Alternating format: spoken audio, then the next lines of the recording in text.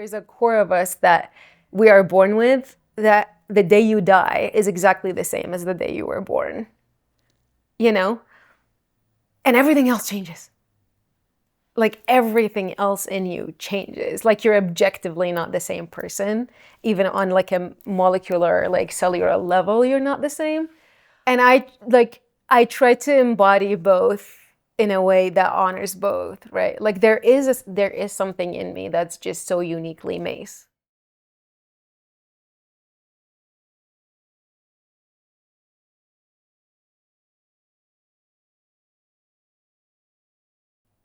I think like the my discovery of like my own sexuality was like really rough. Like it was a really uh like an informative part of my life that felt very messy to navigate at the time. You know, I was a teenager. I was like living in a conservative country. Um I didn't know what the fuck I was doing. It felt very isolating, and it felt very it put a lot of like negative connotation uh on like a core belief that I have of every human, but then I just made it about myself kind of. So I have a core belief that we're all unique, right? Like every human is unique. And so I consider myself unique.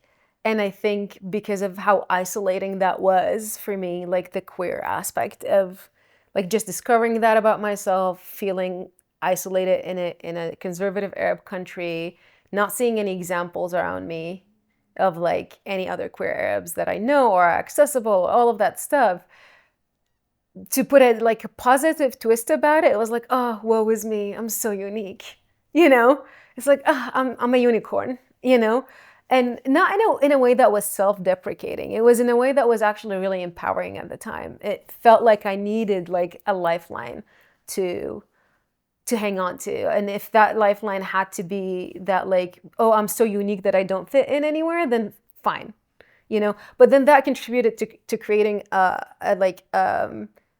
narrative of isolation, a narrative of like, oh, no one will understand me. That can be really harmful. Like it can, because then you can be like I definitely have noticed myself over the years like feel that, and it only hurt me, right? Of like, oh, no one will understand me, or having like that has kind of crystallized itself as like a wound that I end up having, is that I'm never understood, even by closest people to me. Like even the reason that I claimed woman for so long, even though it didn't feel very good in my body, was because I was like, no, fuck you. Everyone expects an Arab woman to look that way. And because you expect an Arab woman to look that way, I will show you what an Arab woman can look like. And that is so heavy. I don't want that anymore. You know, like that felt so heavy. Like, why am I carrying this on my shoulders? It's not doing anyone any favors, not doing me any favors. It just weighs me down. It just feels like I want to teach someone a lesson and no one is really watching. Like, no one cares. And so just fucking let it go. That's like a reaction. That's like literally living in opposition to an image that people have about you. And I was just like, let that shit go. Just let it go. Because then, like, what other potentials am I like excluding from my life? At a period of my life that was like such an empowering thing of like, oh yeah, I'm unique, right? Like it was a strategy that was necessary to be able to navigate that period of my life and actually get myself to a place where I could meet other queer Arabs and could like get to know them and get to be like, nah, not a unicorn. There are like a lot of people like me right now, contemporary to me, and there's so many people like me who preceded me, and so many like me in those two aspects, right, will also inherit me and come after me. And so, and then coming to like a full circle moment where you're like, yeah, everyone is humaning. Like it doesn't mean anything that we share these two identities. It doesn't. because I can love you as a human and we can share no identities at all.